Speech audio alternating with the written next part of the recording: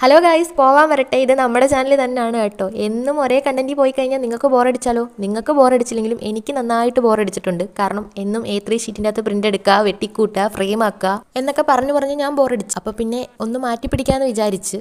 മാറ്റി പിടിക്കാന്ന് പറഞ്ഞാൽ എന്നും ഇതിൻ്റെ പുറകെ പോകാമെന്നല്ല, ഇടയ്ക്കൊക്കെ ഒന്ന് മാറ്റി പിടിക്കാമെന്ന് വിചാരിച്ചു. എന്താ നിങ്ങളുടെ അഭിപ്രായം? അതും കൂടെ പറയാൻ മറക്കണ്ട കേട്ടോ. നമ്മുടെ ചാനലിൽ ഈ ഒരു കണ്ടന്റ് തന്നെ അങ്ങ് പോകണോ, അതോ ഇടയ്ക്ക് നമ്മുടെ കാര്യങ്ങളൊക്കെ പറഞ്ഞ് ഡെയിലി വ്ളോഗൊക്കെ അപ്ലോഡ് ചെയ്യണോ എന്നൊക്കെ ഒന്ന് പറയാൻ മറക്കണ്ട.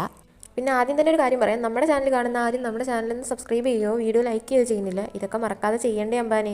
എന്നാൽ പിന്നെ അതൊക്കെ ഒന്ന് ചെയ്തേക്ക്. അപ്പം നമ്മൾ ഇന്ന് എന്തായാലും ഒരു വൈറൽ ചീസ് മാഗി ഇല്ലേ, ഇപ്പോൾ യൂട്യൂബ് തുറന്നാലും ഇൻസ്റ്റ തുറന്നാലും എൻ്റെ ഇതിൽ വരുന്നത് ഇങ്ങനത്തെ സാധനങ്ങളൊക്കെയാണ്.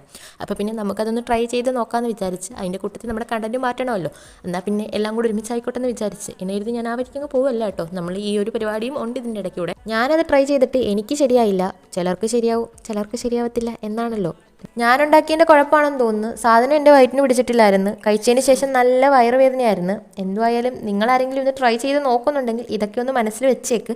പിന്നെ ചീസിൻ്റെ ടേസ്റ്റ് നല്ല ഇഷ്ടമുള്ളവർ ഇത് ട്രൈ ചെയ്ത് നോക്കിയാൽ മതി. അല്ലാത്തവർ ട്രൈ ചെയ്ത് നോക്കിക്കോ, ഇഷ്ടപ്പെടുമായിരിക്കും. ചിലർക്ക് ഇഷ്ടപ്പെടും, ചിലർക്ക് ഇഷ്ടപ്പെടത്തില്ല. അങ്ങനത്തെ ഒരു ടേസ്റ്റാണ്.